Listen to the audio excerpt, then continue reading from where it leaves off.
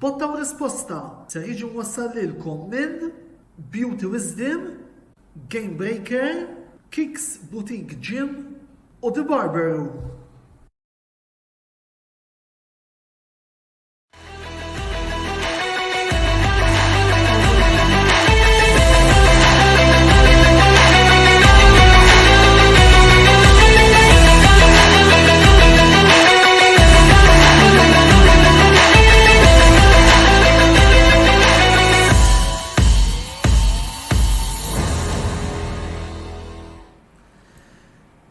Antonello Bella jisemmilkom jagħtikom merħba għad-9 episodju mis-sensiela Botta u Risposta.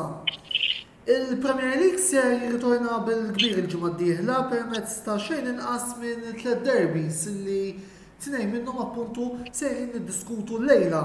Dan huma il-derby tan-naħa ta' fuq ta' Londra bejn Arsenal u Tottenham Hotspurs illi ser jintlab is-sibt li ġej fis-sija nofs.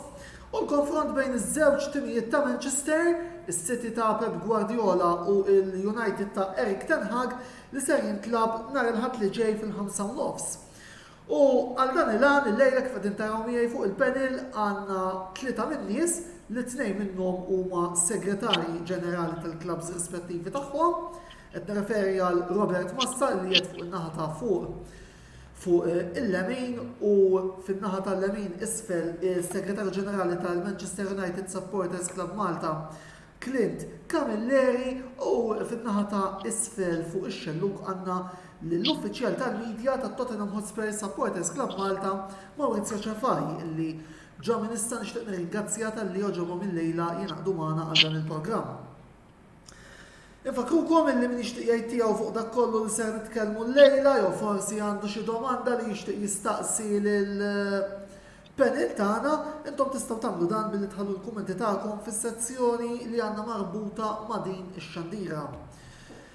Niġu għal daqstan biex nibdew il-programm tal-lejla u bla dubju li l-logħba tal-ġimgħa ser tkun dik ta' l-Emirates għal daqstant nixtieq li nieħu l-ewwel kummenti sew minant Robert kif ukoll minant Maurizio fuq kif it-timijiet rispettivi tagħkom ser jiġu għal din is-sfida wara l-waqfa li kellna għal UEFA Nations League jekk jogħġobkom. Nsellmilkom u nsellem ukoll it-telespettaturi dawk li tirawna fuq il-Facebook Live. Ifhimni kontra l-Arsenal hija dejjem sfida kbira. Fil-fatt meta jħorġu l-fixtures fis-sajf, is-supporters kemm ta' Tottenham u nimmaġina anke tal-Arsenal l-għallu ma jarawha kontra meta ħan nilagħbu kontra l-Arsenal. Dik hija xi ħaġa li naħseb hija sagrosanta. Nisperaw li ma jkunx hemm injuries iktar, dik naħseb l-ewwel ħaġa x'diġà istemma li hemm Kulusevski mweġġa' u plejers oħrajn li huma dubjużi. Nemmen li ħad tkun logħba tattikament tajba, però fid-derbys ħafna drabi it-tattiki jispiċċaw għax l-intensità li jkun hemm toħloq ħafna atmosfera, anke l-atmosfera tal-ground, joħolqu ħafna kif taqbad tgħid bħala tim joħolqu ħafna aktar pressure lill-players, ġifieri hija xi ħaġa li nisperaw li bħala supporter ta' Tottenham aħna niksbu riżultat tajjeb. Pero ħan nilagħbu kontra tim li huwa tajjeb ħafna. Arsenal bħalissa għaddej minn forma eċċezzjonali, kull ma tilfu logħba waħda biss, m'għandhom coach bravissimu. Nemmen li tkun partita tajba ħafna. Naraw, dak kull punt tiegħi. Robert, l-ewwel kummenti tiegħek qed jogħġbok? Qabel xejn nirringrazzjak tal-istedina u koll nirringrazzja lill-telespettaturi li qegħdin iseguna bħalissa. Kif qal tajjeb Maurizio, darbi huwa dejjem darbi. Tista' tkun qiegħed l-ewwel, tista' tkun qiegħed l-aħħar illa li fid-darbi jintinesa kollox u kulħadd joħroġ bil-grinta tiegħu. Ovvjament it-tnejn li aħna kemm jiena u kemm Maurizio nittamaw li t-tim tagħna joħroġ rebbieħ jew joħroġ b'riżultat sodisfaċenti. Però naħseb illi għadu kmieni biex ngħidu ismani rebħa se tkun qed tinċidi fuq min se jirbaħ il-kampjonet jew min se jispiċċa mal-ewwel erba' fl-aħħar tal-istaġun. L-Arsenal għandhom Ottubru jibes ħafna, illa li se niffaċċjaw li Tottenham lil Liverpool u Manchester City matul ix-xahar ta' Ottubru. U jaf ikun veru xahar deċisiv biex naraw kemm veru aħna contenders għal post mal-ewwel erba'. Illa li xien inħoss li Manchester City u Liverpool still inħoss li huma above the rest u nħoss li kemm Chelsea u kemm Tottenham huma tal-ewwel erba'. Aħna qed nittamaw li jfalli xi ħadd minnhom biex inkunu nistgħu ngħidu isma' dħalna mal-ewwel erba'. Biss Robert, sinċerament tista' nsaqsik, stennejt li se jkollkom bidu daqshekk tajjeb dis-sena. Ismani, jiena dejjem qed ma rridx inkun profeta ta' ġifieri ma dejjem qed li jekk inti trid li jkollok tim kompetittiv, trid tixtri kmieni fil-transfer market biex il-players li tixtri jkollhom iċ-ċans li jagħmlu l-pre-season miegħek. L-Arsenal din is-sena xtraw bil-aqal illa li xtraw players li kienu diġà stabiliti fil-Premier League. Meta inti tixtri player anki tajjeb kemmu tajjeb li ma jkunx ipparteċipa fil-Premier League. Se jsibha jibsa. L-ewwel żewġ logħbiet, l-ewwel tlieta, l-ewwel erba'. Imma hekk isek għandek players li kienu diġà stabiliti fil-Premier League. Il-players li xtrajna ovvjament ishom ikklikkjaw kollha so far ta' ngħidu hekk. Issa il-problema hija kif qal Maurizio wkoll tal-injuries u li wara l-international break. Kważi tibda titlob li minn tiegħek ma jażel il-ħadd. Jew ma jilab lil ħadd.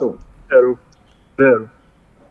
Infatti, ħan qajjem naqra argument li qajjemt inti Robert u sa ċertu punt nixtieq ukoll indaħħal lill-klient fiha il-fattur kalendarju fejn sew intom Robert kif ukoll klient b'Manchester United ser ikolkom Ottubru mimli konfronti diretti. United inti għadek kemm semmejt se tilabu mas-City, mal-Liverpool, Robert, u nhar is-Sibt ma' Tottenham.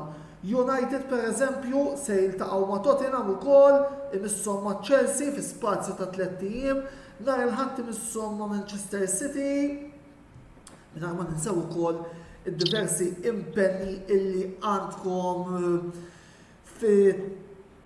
fit-tazzi u ħanseb partikolarment lilkom it-tnejn li jintom ukoll għandkom l-Ewropa League li kif kulħadd jaf il-fatt li trid tagħmel ftit travelling fit-tul ukoll ser jaffettwa ta' min ninsemmu wkoll il-logħba ta' Manchester City kienet resqet Robert. Minħabba l-mewt tal-Reġina u se tilabu l-logħba nieqsa mal-PSV li xortija logħba importanti. Kemm ser ikun importanti l-coaches f'dan il-każ Arteta u Ten Hag għal Manchester United jagħmlu turnover tajjeb bħal isma' l-ewwel il-klient u mbagħad nuħu l-kummenti ta' Robert fuq dan l-argument. Nsallimilkom, mela.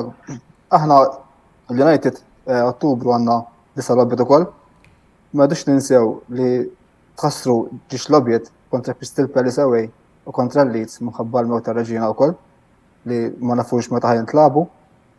Però meta jkollok dawn l-logħbiet kollha huwa tajjeb u ħażin ukoll.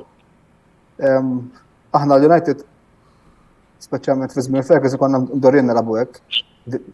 Champions League, FA Cup.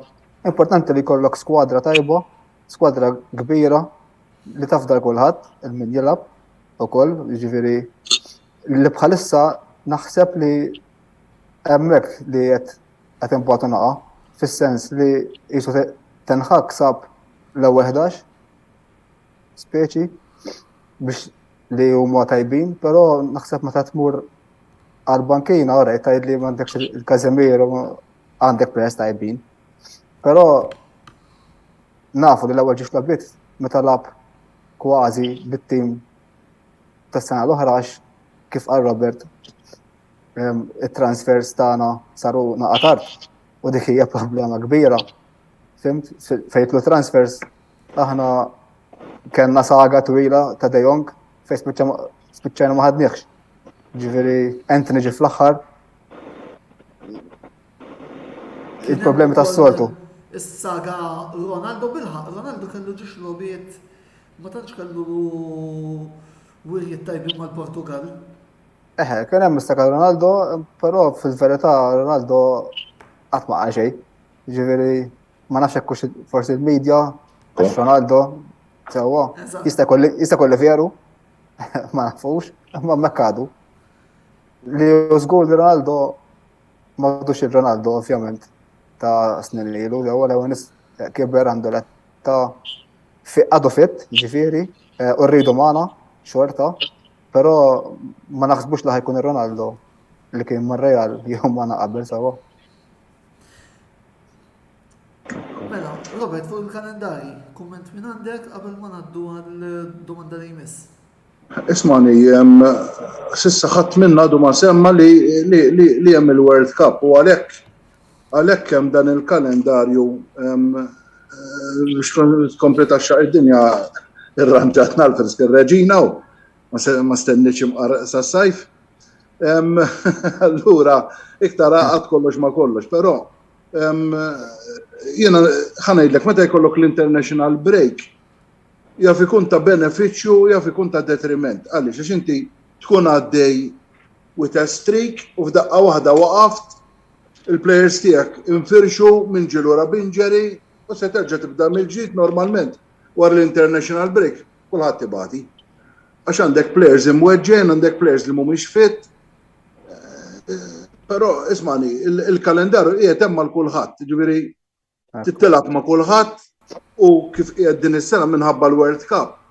Kulħadd se jkollu jilgħab ħafna lob ġo xulxin biex imbagħad se nifqu xahrejn Novembru u Diċembru.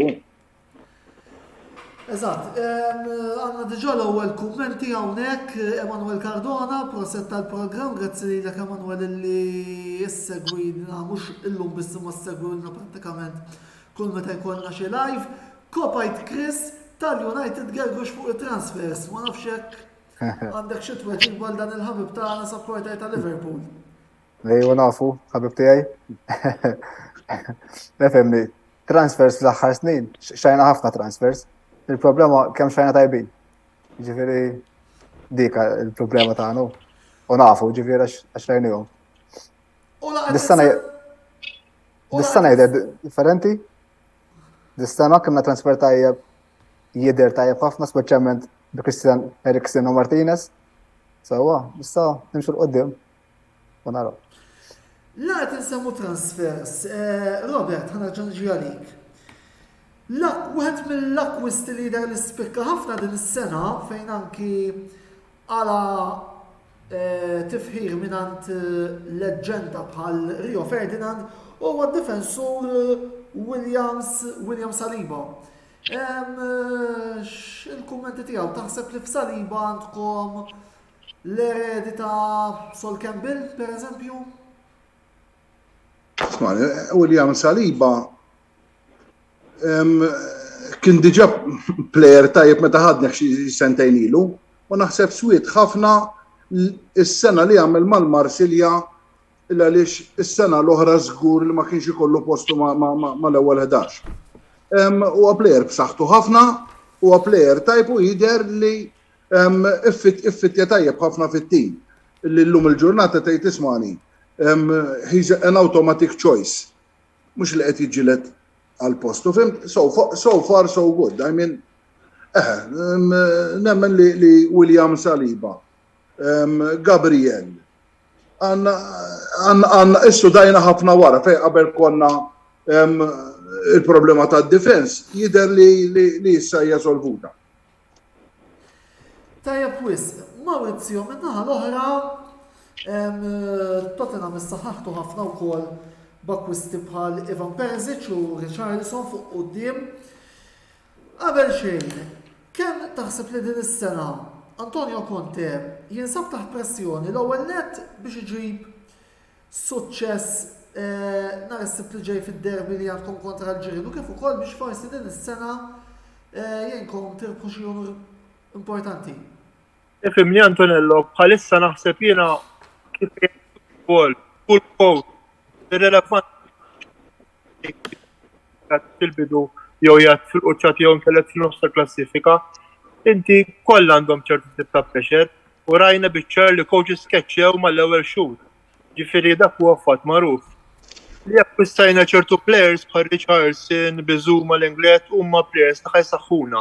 Però kif għal Conte stess, ma jistawx jipretendu li Conte jagħmel mirakli, Conte mhux magician coach, Conte jrid żmien. Dalla l-proġett ta' Conte jkompli dik nixtieq jiena li jibqa' magħna s-sena li ġejja wkoll għax nemmen li bih improvjajna immens. Meta ġiju mhux improvjajna anka fil-pitch u barra l-pitch għax tara ċertu players bħal Sessignon li kienu bażikament mhux qed jipperformaw tajjeb. Tara changes enormi fihom, ġifieri Conte nixxu li jbiddel dik il-mentalità ta' Tottenham. Però Conte jrid iż-żmien. Il-media dejjem ħadd tagħmel il-pressure dejjem. Kienet tagħmlet Pochettino għax hekk u għax hekk. Ġifieri il-media dak xogħla, però nemmen jiena li Conte huwa coach ta' esperjenza kbira u nemmen li mhux ħajt affettwa tip ta' pressjoni Conte. Nisperaw aħna li nibqgħu nikkompetu ma' timit il-kbar, imma ma ninsewx l-sena l-oħra meta tara City u Liverpool, id-distanza kienet 20 punt. Dul 20 punt mhux se tinżel f'sena, ġifieri żmien. Jiena nittama bħala supporter ta' Tottenham li jagħtuh iż-żmien biżżejjed il-Conte u l-fond biżżejjed biex jkompli jarma. Għax nemmen li kemm akkustajna 7 players, fadal ħafna iktar x'nakkustawx nissaħħu bħala tim. Illum ukoll, anzi mhux illum, dil-ġimgħa ħarġu wkoll xi spekulazzjonijiet fuq Conte fejn qegħdin jarawh jirritorna lura ma' Juventus. Fil-fatt illum Conte għal dan l-spekulazzjonijiet huma nuqqas ta' rispett lejja u lejn il-coach attwali ta' Juventus Massimiliano Allegri. Il-kommentator. Jiġri dejjem fil-futbol da bħal Kane. Kane l-ewwel darba li tela magħna kull sena ma tindifferent kieku dan vera li jbiddel ma nafx kif. Il-futbol da player, coach li sejjer tajjeb u coach il-forza Però dak huwa l-futbol naċċettaw ukoll il-ġurnalisti għax fl-aħħar mill-aħħar fil-medja parti importanti mill-futbol u nibqgħu l-qudiem. Clint, minnaħa l-oħra, l-ewwel grazzi tal-lejla naqgħet magħna, Manchester United ġejna din il-logħba wara 4 rebħiet konsekuttivi li jinkludu suċċess ta' 3-1 fuq Arsenal u kol kellkom dik ir-rebħa kontra Liverpool. Issa nhar il-ħadd li ġej tridu tmorru fil-ground diffiċli bħalma ura dak ta' l-Etihad Stadium. Temmen li tistgħu ġġibu riżultat? L-ewwel ma ninsewx li tlifnahom mar-Real Sociedad wara dawk il-logħbiet. Ġifieri għax meta tara fuq il-forma, mbagħad xtaqt narahom kontra Crystal Palace away biex nara kif jirrispondu li tħassret. Sewwa il-logħba. Ovvjament għandna raħat tgħid li nammen. U nammen għal xiex jekk tara l-aħħar 4 logħbiet li labna fl-Etihad intlus waħda tal-Liga perbaħna 3. Ġifieri kif qalu Maurizio u Robert, derby hija derby, il-forma m'għandix taqsam. Sewwa ġifieri jekk tkun għaddej tajjeb, jekk tkun għaddej ħażin, il-forma ma twettx għax hija derby u derby missieret ħafna. Grazzi Clint. Morru l-ewwel waqfa ta' riklami bqgħu magħna il għaliex id-dibattitu ser ikompli wara dawn.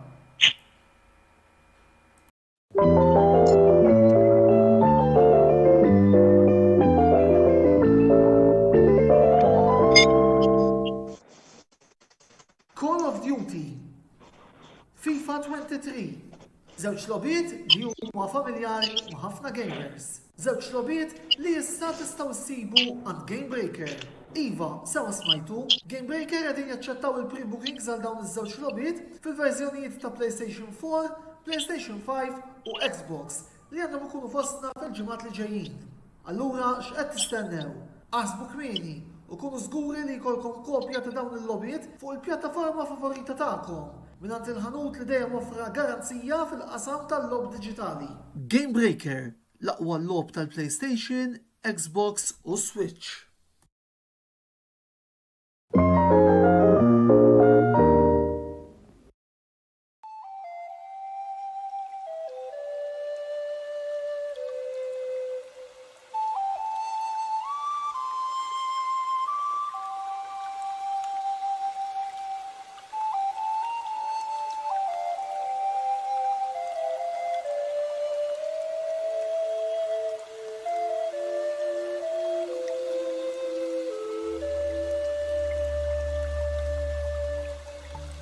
Beauty Wisdom tal-Fgura għall-aħjar prodotti u servizzi ta' sbuħija. Żuru wkoll Nails by Sharona fl-istess stabbiliment għall-aħjar servizz ta' trattament ta' dwiefer.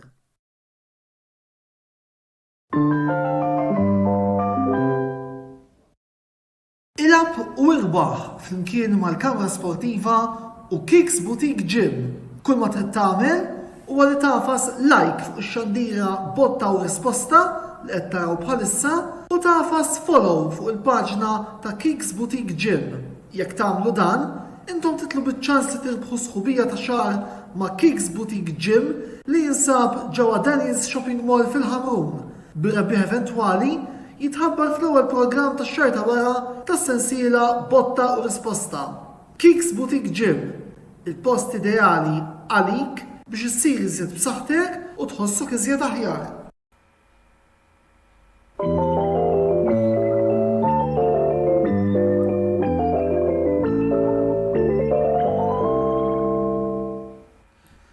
Merħba lura t-tieni parti tal-programm Botta u Risposta fejn il-lejla qegħdin nitkellmu dwar il-logħbiet Arsenal, Tottenham u Manchester City, Manchester United flimkien ma' Clint Camilleri, il-Segretarju Ġenerali tal-Manchester United Supporters Club Malta, l-uffiċjal għall-medja ta' Tottenham Hotspur Supporter Club Malta Maurizio Ciafaj u s-Segretarju tal-Arsenal Supporters Club Malta Robert Massa.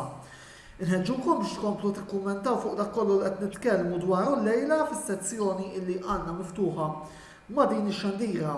L-aħjar kummenti kif ukoll il-likes li qed nirċievu llejla sejrin jidħlu fil-kompetizzjoni Kicks Boutique Gym tal-Ħamrun fejn fiha rebbieħ fl-aħħar ta' kull xahar itella jirbaħ voucher ta' xahar sħubija ma' li msemmi gym li jinsab fejn Denny's Shopping Mall il-Ħamrun. Il-lotterija ta' Kicks ta' xahar ta' Settembru titla' puntu fil-programm tal-ġimgħa d-dieħla. Ħalli morru issa għal domanda ġenerali li naħseb iktar taffettwa t-timijiet ta' Londra milli lil Clint għalkemm nixtieq forsi nisma' tiegħu wkoll. Mela kif kulħadd jaf l-Ingilterra kienet għaddejja minn perjodu ta' luttu wara l-mewt tal-Majestà tagħha Reġina Elisabetta II. Għandi kursita biex tisma' minn għandkom l-importanza ta' dawn iż-żewġ konfronti li permezz tagħhom il-ħajja fl-Ingilterra tista' verament irritorna għan-normal wara dan il-perjodu ta' luttu nazzjonali li kien hemm. Ħa nisma' naqra minn it-timijiet ta' Londra, Robert ibn inti, jekk jogħġbok. U mbagħad nisma' nagħt Maurizio u jekk irid ikkummenta Clint ukoll go ahead. Smani aħna l-iktar li batena tlifna supporter. Le, smani, nispera li l-affarijiet jirritornaw għan-normal għax fl-opinjoni tiegħi too long kien hemm lobit li tħassru li fl-opinjoni tiegħi ma kienx hemm għalfejn jitħassru. Però l-Ingliżi huma nies partikolari anki meta jiġi biex naf torganizza funeral bħal morganizzaw, I mean they go into detail u ismani, wieħed jittama fil-fatt jien il-bieraħ attendejt għal supporters club meeting li jsir kull xahar tal-Arsenal u kienet waħda mill-mistoqsijiet li saqsejt inti. Isma' se jsir xi ħaġa fuq tar-Reġina u Mark Brindle li huwa l-liaison officer tas-supporters clubs għallhom isma' naħseb illi bkejnija biżżejjed. U nemmen li hekk hu l-ħajja tibqa' għaddejja m'hemmx iktar xi żżidu. Maurizio, kummenti tiegħek? L-insellem il-memorja ta' Reġina ovvjament jiena naħseb ukoll bħal Robert naqbel laqas il-lok ma kellhomx għalfejn. Wara li hemm il-World Cup. Għalija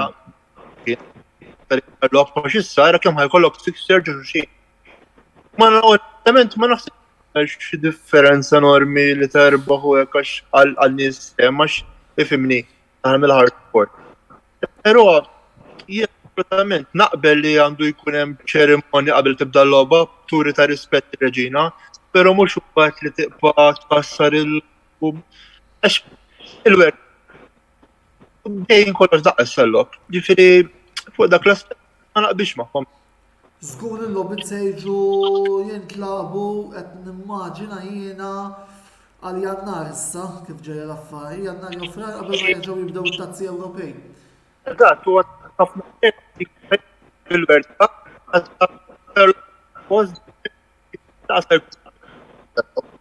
Għax imbagħad hemm oħra li ma rridux ninsew, apparti meta mbagħad tibda l-FA Cup u jerġa' jkollna iżjed posponimenti.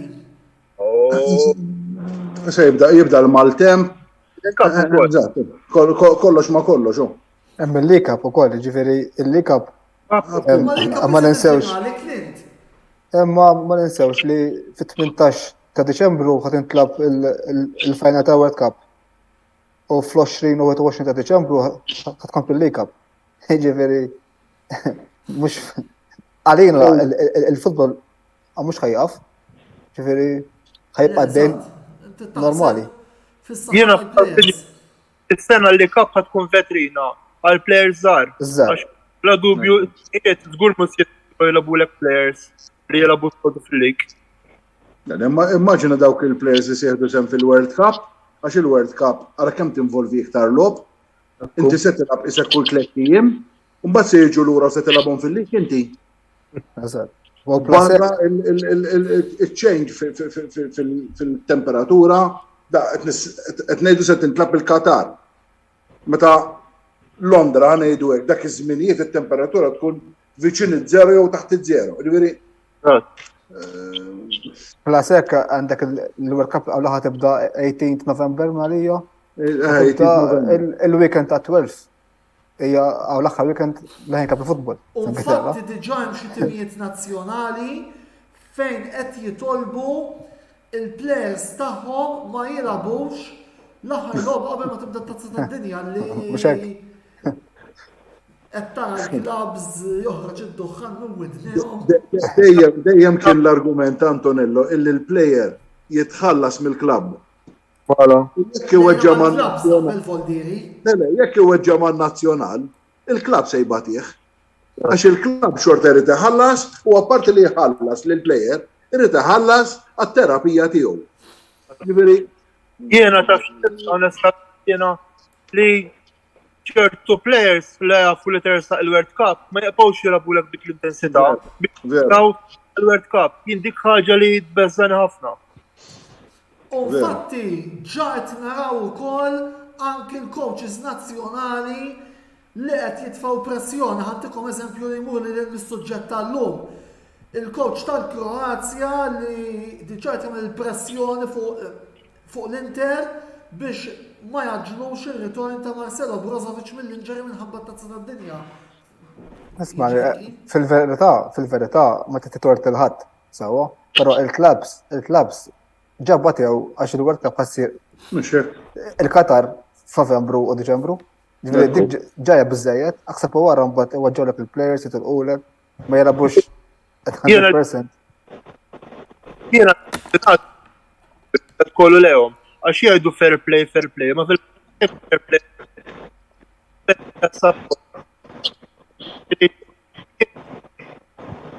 Mawrizio, tista' terġa' tirrepeti?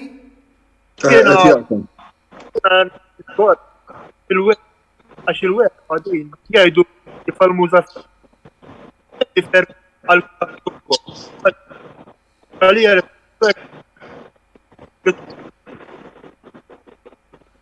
Jidher li għandna xi problemi ta' konnessjoni min-naħa ta' Mawrizio, ma nafx forsi tista' terġa' tirrepeti għax Mawrizio, ma tista' tinsema tajjeb, fid-diskors qed taqta'. Ora, tisma' Iva. Hello. All right. jiena nagħti tort lill-UEFA għax għalija hija ġennata din li tajt fair play. Mbagħad ma fair play għax tistop. Il-play taf bi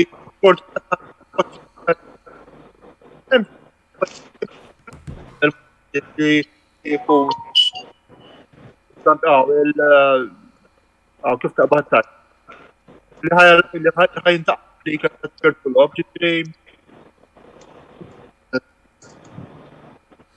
Mela, ħan inkomplu morru fuq l-item li jmiss l-argument li fimna minna ħataba u l-iqsada l-tort għed tiħil UEFA aktar mill UEFA aktar jintiħil FIFA li xwara kollox it-tizza d-dinja iktar torganizza il-FIFA mill-li it-puntu il-UEFA. Clint, li l-ek domanda naqra jibsa din id-darba rigward nar il-ħat li ġej. Erling Haaland, 7 gol, 7 lobiet, 11 gol. Kapaċi twaqfuh taħseb li għandkom il-materjal li kollu li hemm bżonn biex traznu din il-forma devastanti li għaddej minna n-Norveġiż? Diffiċli ngħidlek iva, għadu naqafhem. Ma naħseb Haaland kuħaj taf xi plejeru għadu ġej fil-Premier League, fl-aqwa lig ġifieri fid-dinja, fej ħadu ġifieri by storm dal-plejer. Narħat naħseb biex waqfuhom, rridu waqfuhom nafsi ground. Dok il-players li għatu supply li l-Haaland, mux eżattament li l-Haaland.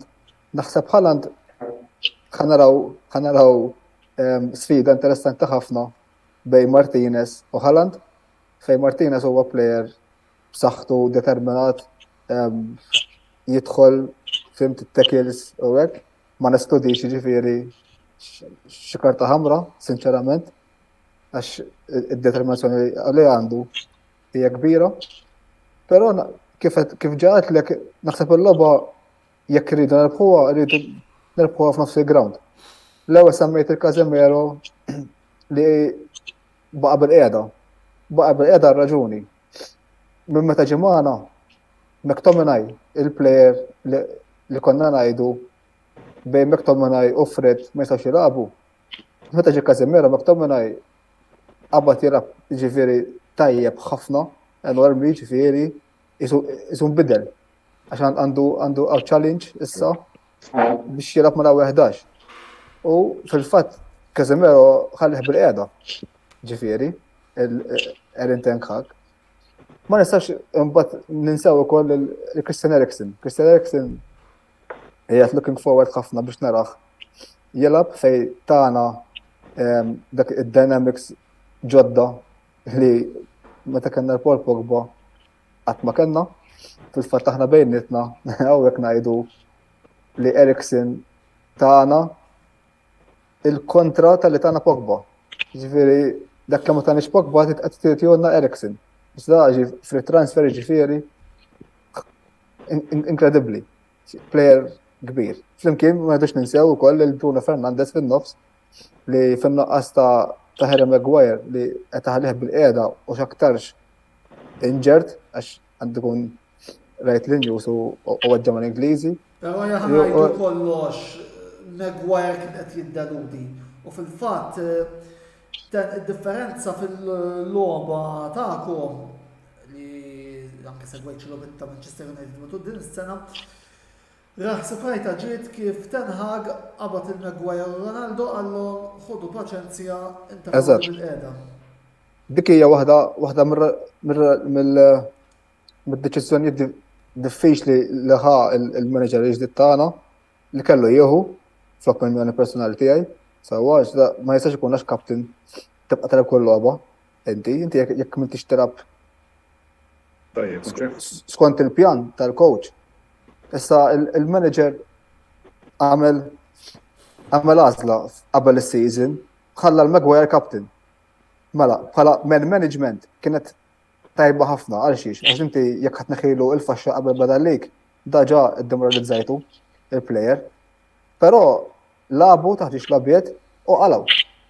Ġifieri ta' sinjal lill plejers l-oħra kollha li inti mhux imbilli captain jew inti xi plejer kbir bħal Ronaldo l-istess għax Ronaldo inqalgħu kollha sewwa. Tittelab tajjeb, tittelab għat-tim, tittelab għall-flok, tittelab skont il-pjan li jtik il-coach. Fl-aħħar mill-aħħar.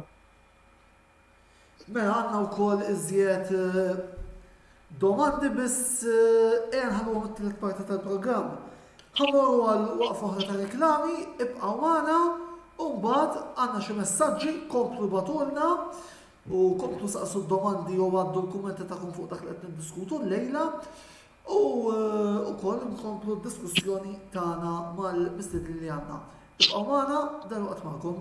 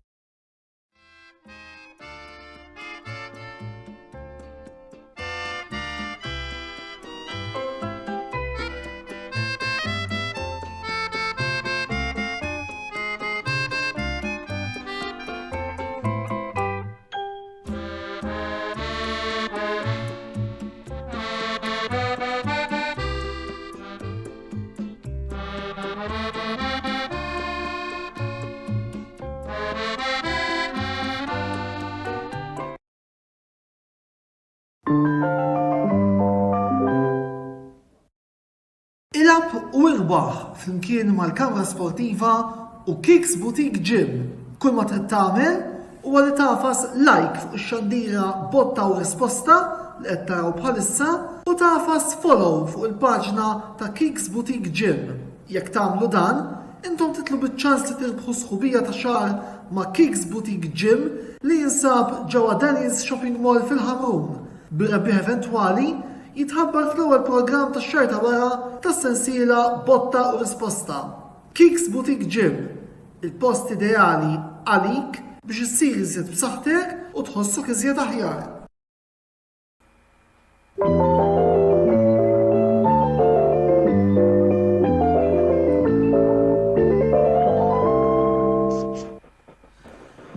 Merħba lura t-telet parti tal-programm Botta u Risposta, il-produzzjoni ta' diskussjoni li l-Kamra Sportiva tella kull nhar ta' ħamis. Fejn il-lejla flimkien miegħi Antonello Abela u mal-membri li għandna fuq il-panel li huma s-segretarju tal-Arsenal Club Robert Massa, il-segretarju tal-Manchester United Supporters Club Malta Clint Camilleri u l-uffiċjal tal-medja l-Tottenham Hotspur Supporters Club Malta Maurizio Cefaj qegħdin nitkellmu fuq il-logħbiet Arsenal, Tottenham u Manchester City, Manchester United, żewġ logħbiet importanti li ser ikollna fil-Premier League Ingliż il-ġimgħa d-dieħla. Għandna wkoll xi domandi li nixtiequ wkoll inresqu lill-panel, fakkukom x'tkomplu wkoll tinteraġixxu magħna f'dan il-programm u hawnhekk għandi domanda li ġejja minn ġewwa li ġejja minn l-assistent tal-produzzjoni Mark Xkembri li nixtieq ukoll nirringrazzja tal-ħidma sewja illi jagħmel għal dan il-programm ukoll il-Mark nfakkurkom li huwa wkoll il-vuċi Juventina tal-Kamra Sportiva iżda fuq hekk se nitkellmu żjed tard. Mela, għal Clint, nixtieq tikkjarifika ftit x'kienet il-bidla mill-logħbiet tal-bidu tal-istaġun għal dawk riċenti. Naħseb l-ikbar bidla kienet kif għadna li ħalla l-Maguire u Ronaldo bil-qiegħda fl-logħba kbira. Sewwa aħna ġejna mbagħad wara dak it-telfiet ġiet il-logħba tal-Liverpool home. Sewwa ġifieri ħallihom bil-qiegħda il-players għal dik il-logħba rajnuhom ġifieri anke aħna rajna bidla enormi. Sewwa kienu determinati, ġibna riżultat u rbaħna, ġifieri, u bat ovvjament meta inti kollha possessjoni bħal dik, iġġib il-konfidenza, xi ħaġa li ma kenniex fl-ewwel ġiex logħbiet, u żammew dik il-konfidenza fil-logħbiet ta' wara. Minna l-oħra, domanda Maurizio issa, jekk Conte ma jirritornax mal-Juventus, ma taħsibx li xorta jista' jsib mod biex jitlaq għaskapitu ta' tim kbir ieħor jekk Tottenham ma jagħtux dak li jrid?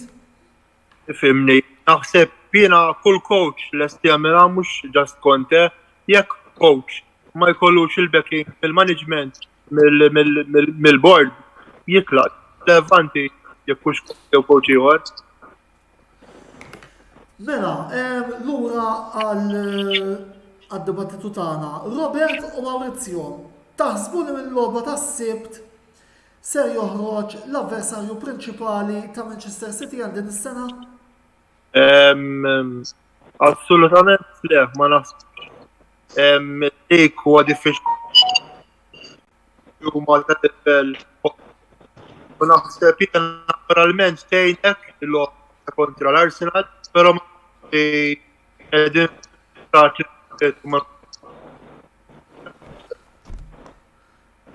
Robert? Hija le determinanti żgur li qed fil-bidu jien qed tisma' għadu kmieni u mhux se tkun determinanti. It would be a moral booster illi tgħid isma' jiena irbaħt id-darbi jew ġibt il-punti fid-darbi. It will be a moral booster kemm għalina u kemm għat-Tottenham, però mhux se tfisser xejn għaliex għax biex tnaqqas il-gap mal-Manchester City. Jiena nemmen l-Liverpool short term se jkun, għax il-Liverpool għandhom skwadra tajba. Il-United kif qed juru issa, ismani, il-United mhuwiex tim ta' dik il-pożizzjoni, qatt ma kien tim ta' dik il-pożizzjoni, dawk it-tip ta' players, però l-United nemmen li kellhom l-istess problemi li kellna aħna s-sena l-oħra sakemm neħħa il-players li eventualment ma rridux jilagħbu għax li żomm player miegħek għax tgħid isma' dan jismu Mr. X u kontra qalbu ma tfisser xejn. Fimt, u nemmen li l-United once li s-settiljaw se jkun qed jiċċellinġjaw ukollu. Ġifieri isma' il-league it's far from over u ngħidlek illi ismani se jkun hemm 6-7 timijiet li qed jiġġieldu għall-ewwel 4 pożizzjonijiet li finalment jinteressaw lil kulħadd. Clint, u intom, kif se tkun qed taraw għall-logħba is-supporters ta' Manchester United? Għaliex wara kollox naħseb li xorta spettaturi interessati. Kif se tkun qegħdin? Le, hawnhekk qed nistennew li ħajkonna tlaq mimli. Sewa, apart il-logħba ma' City għal kemm ma nilagħbu, ġifieri l ħaġiex labit labdihom fil-Europa League fost il-ġimgħa. Ġifieri, però fil-lik għandna about 3 weeks ma nilagħbu. Ġifieri għaw 3 weeks f'Settembru meta għawlaċ għall-lob. Sewa, ġifieri huma ħafna. Apparti li hija derby li issa għaw kibar ħafna, dejjem kien jaħraq. Fil-fatt anke jekk titkellem ma' supporters minn Manchester jgħidulek anke meta Manchester City ma kienux jinxtraw mill-owners il-ġodda ukoll kien jaħraq aħseb wara issa. U la semmejt il-klabb, ħalli s-samorru rokna li dejjem nagħmlu s-soltu meta jkollna rappreżentanti mis-supporter clubs kollha lokali. Nixtieq li forsi ttuna naqra l-aħħar aħbarijiet jekk jogħġobkom mis-supporter clubs rispettivi tagħkom. Volli Clint tista' tibda inti bil-Manchester United Supporters Club Malta, Maurizio għat Tottenham Hotspurs Club Supporters Club Malta u wkoll Robert Massa għall-Arsenal Supporters Club Malta.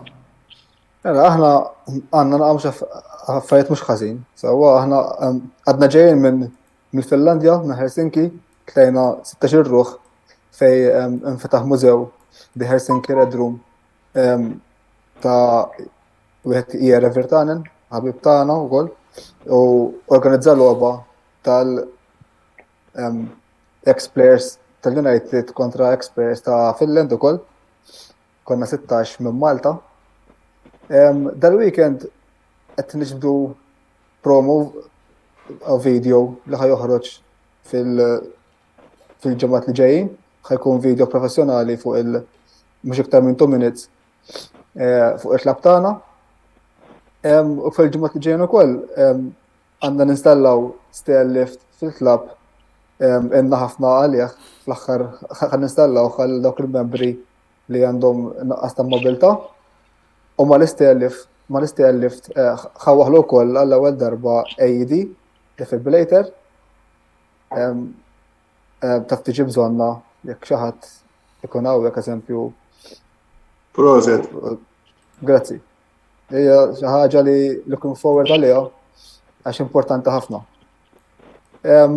Fid-29 ta' Ottubru għall-ewwel darba ħajsir Halloween party hawnhekk ukoll ġewwa Supporters Club.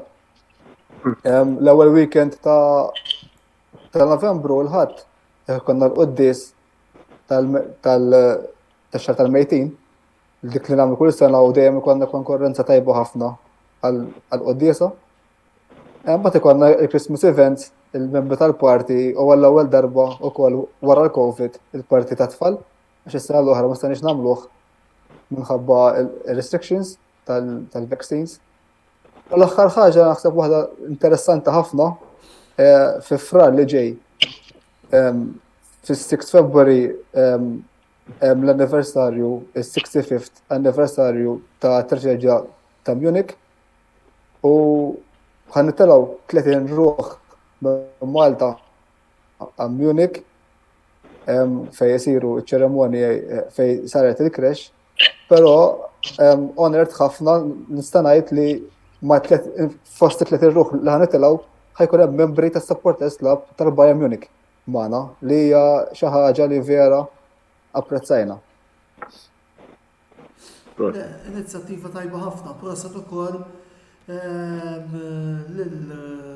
l-tlet clubs ħanejdlek għax ninsab konvint illi t-tliet li intom taħdmu Mawrizio min-naħa tagħkom. Bħalissa dejjem ħafna proġetti għaddejjin fosthom li dejjem nagħmlu klabb iktar modern. Qed naħdmu wkoll biex fil-26 Oktober nagħmlu event meta l-logħba ta' Champions League kontra Sporting bħala ta' support li jkun tendenza għal u ħajkun hemm iktar detta anke fuq l-event.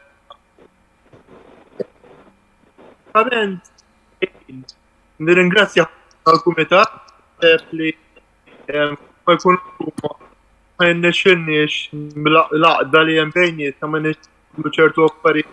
Il-fatt ħafna turista u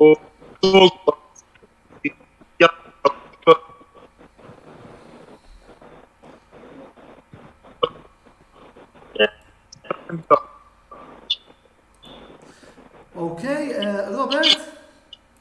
Aħna sfortunatament għax l-ewwel tkellimna fuq ir-Reġina. Ir-Reġina kienet l-akbar supporter tagħna, però kienet il-waħda li għax qitilna l-festi kollha xi aħna kellna tur organizzat għall-logħba tal-Everton. Kellna fuq 20 ruħ li kienu diġà qegħdin Londra. Parti mill-programm kien li jilqgħu lill-players huma jaslu bil-coach fil-ground u mbagħad wara l-logħba kellhom jiltaqgħu ma' żewġ players li kienu se jilqgħuhom fil-ground. Dak sfaxxa kollu. Bħal sħabi ġifieri aħna qegħdin refurbishing tal-klabb, konna minna refurbishing sentejn ilu u nfaqna somma mhux ħażin. Issa din is-sena qed nippjanaw li se nibdlu il-bar area. Ovvjament qed nippjanaw ukoll għall-attivitajiet tal-miliet, din is-sena se jerġa' jsir il-parti ta' tfal wara il-waqfa tal-COVID, il-get together u mbagħad id-drinks tal-membri wara l-logħba tal-Boxing Day. U bħalissa qegħdin ovvjament fil-kampanja li aħna il-membership tagħna hija annwali, mhux kull season. Allura bħalissa tibda l-kampanja biex dak li jkun iġeddet il-membership. Xi ħaġa pożittiva wara l-waqfa tal-COVID kienet li din is-sena kellna talbit esagerati għal-biljetti per eżempju. Maħniex nlaqqu mad-domanda, ġifieri għall-logħba ta' Tottenham tlabtu 18 biljett u ma tani ġej. Tal-Everton biex tani 20 biljett organizzajt it-tur u għall-logħba home tal-United li se tintlab jidher li fi frar diġà għandi 25 ruħ li minnhom ngħidlek li qassejtini 8 ma it-talbit tal-biljetti din is-sena rajna u nemmen li sħabi l-istess pali ta' veri. Isu wara l-pandemija kulħadd Isma' anke meta t-timijiet ikunu sejrin tajjeb ukoll. Mustaqsin dak li jkun ekab anke aħna il-klabb pereżempju qed ikun hemm ammont kbir ta' nies li qed jiġu jaraw il-logħob. Meta kun is-sejrin tajjeb ma taqgħadhomx. Tiftaħ għal-pjaċir. Eżattament, għandna wkoll kummenti ieħor minn Felix Garja fejn qed jgħidilna proset lil Clint u lil Robert. Xkun xtaq iselli għalikom. L-aħħar domanda llejla. Min taħsbu li ser ikun il-plejer mit-tim li żommu jew bħalissa li ser ikun il-protagonista prinċipali fil-logħba rispettiva tagħkom u għalfejn? Robert, ibdint għax narsin għal-ħom. Ismani, jien nixtieq ngħid li wieħed mill-plejers li l-iktar l-impressjonani din is-sena ġifieri apparti William Saliba huwa Xhaka. Jiena dejjem emment li Xhaka ikun il-backbone tat-tim. Però l-biża' tiegħi huwa li meta tgħid li Xhaka se jkun protagonist ġifieri mhux se jispiċċa l-logħba. Nemmen li Xhaka ser ikun il-plejer anki peress li jidher li Odegaard huwa baqa' mweġġa u mhux se jilgħab, allura se jkun il-plejer li suppost għandu jagħmel id-differenza. Sawa wis, Clint. Jena dit nejf maħħi, għandi il-Martinez biex naraħ Maħland. Anka trom ħdej xurxin, nistatura differenti. Allora, looking forward biex nara dak. Pero naħseb li f'nofs il-ground, naħseb Eriksen jekk ikollu dik id-daqxej freedom bil-ballun, naħseb kapaċi jagħmel ħafna ħsara ukoll l-City. Maurizio, minnaħa tiegħek? Mina naħseb San. Kellu bidu tal-istaġun ibes, però l-kupra ħsab mal-lek. Għanna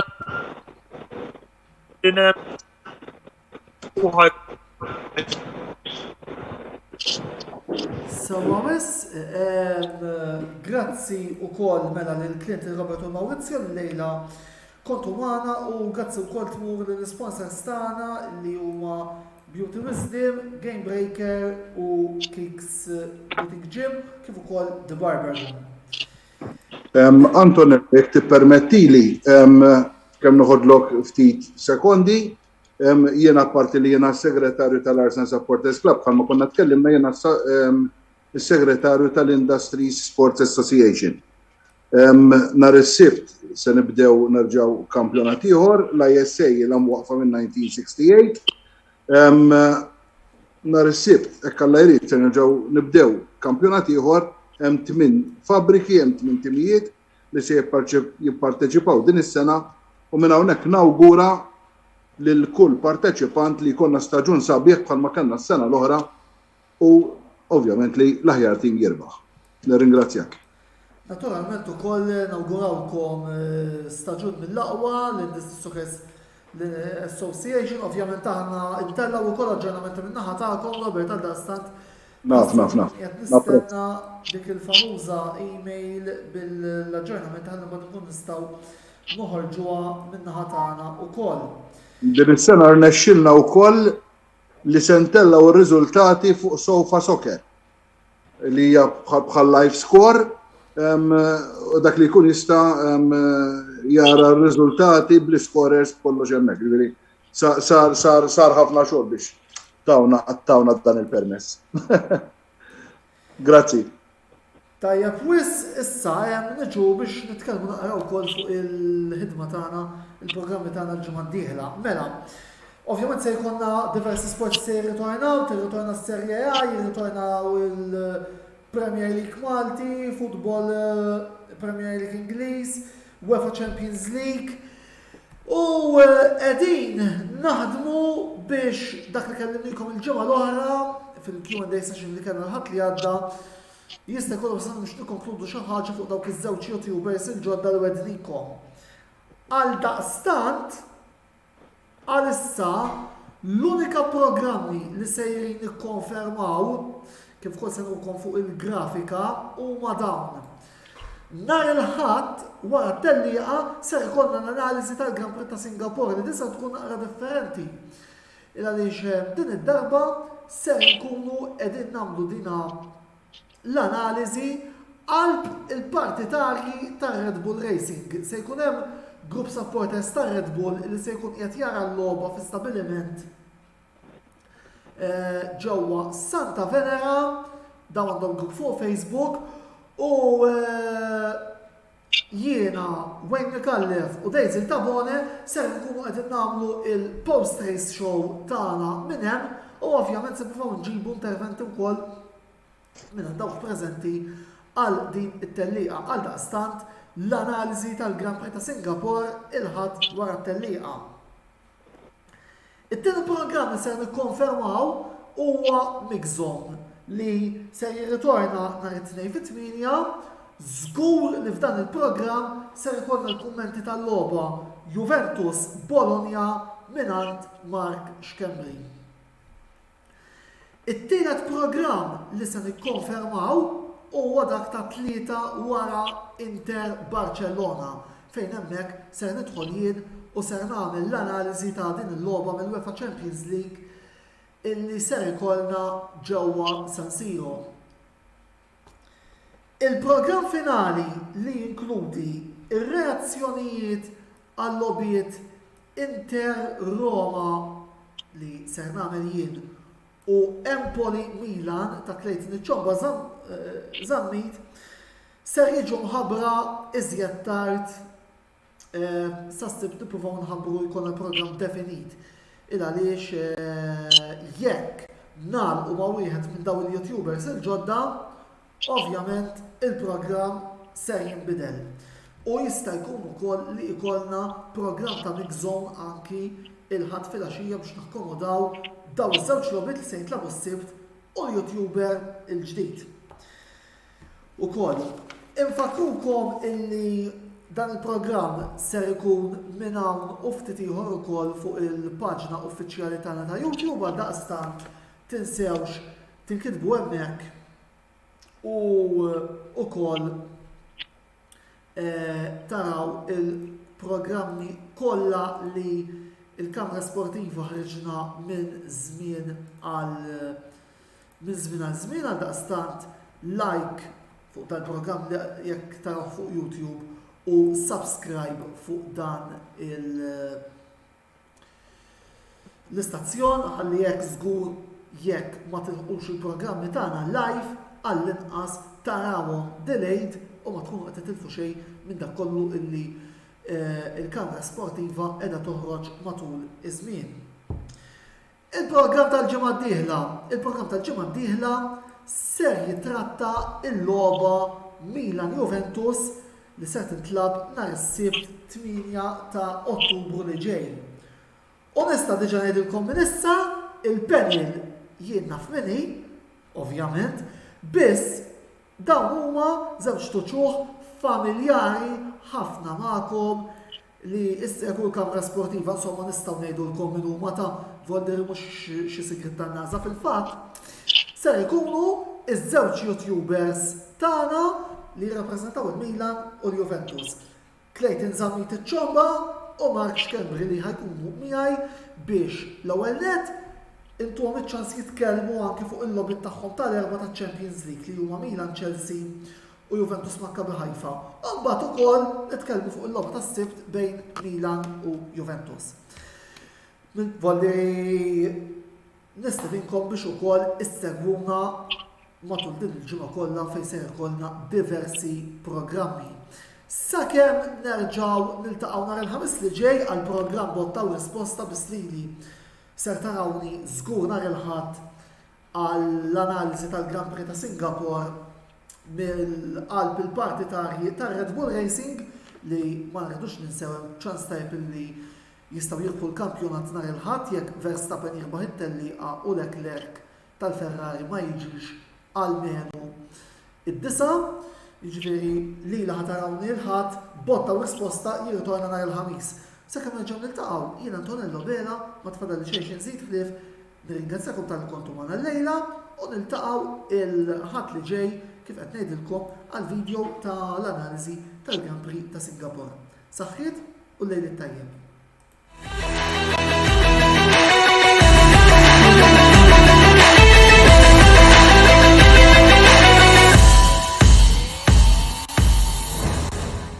Botta u risposta ġu wassal lilkom minn Beauty Wisdom, Game Breaker, Kicks Boutique Gym u The Barber Room.